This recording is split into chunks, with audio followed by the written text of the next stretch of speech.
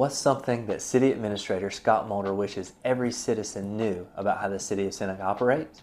Let's find out. You oversee everything from police to fire to parks and recreation to utilities. There's just a lot of stuff. So what is something that you wish citizens here knew about how the city actually runs day to day?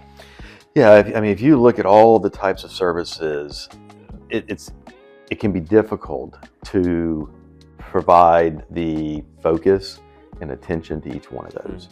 And I alluded to it earlier that each one of them is probably one of the most important parts. So you can't isolate any saying, well, that's not quite as important, because every one of them plays a vital role in quality of life and creating a community where people want to live. So part of the difficulty for me is just keeping up with everything.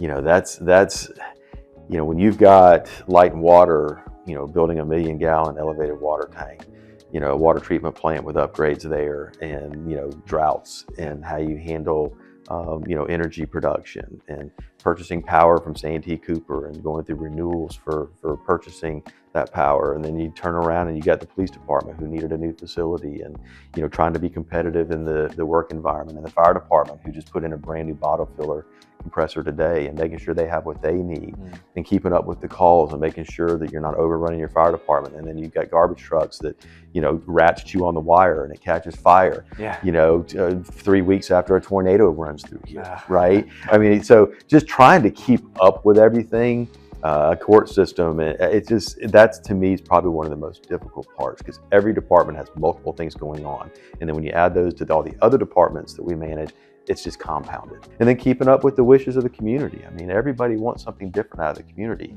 So it's our job to make the most people as happy as they can be, right? That's right. So that can be very difficult sometimes, but I'm blessed and graced with, again, just excellent staff, all the way from the finance and HR department all the way out to the police department.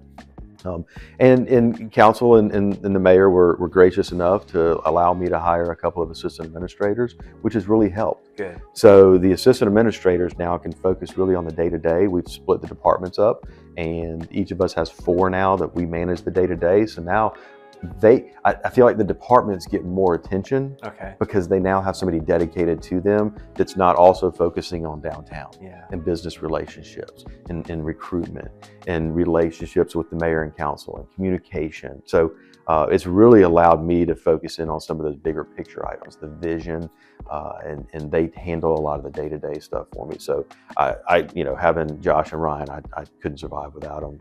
I don't know how I did before they got here, and I'm just so grateful that the mayor and council allowed me to do that. And I think the department heads have seen a true benefit to them as well. Good. Because it was hard to get to me.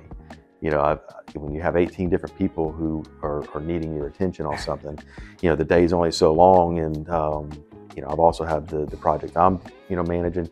If you look at it, we've probably got $40 to $50 million worth of projects right now. Okay. And trying to help manage all that, it's just it's been that's probably one of the most difficult parts. That's some valuable insight into how the city actually operates.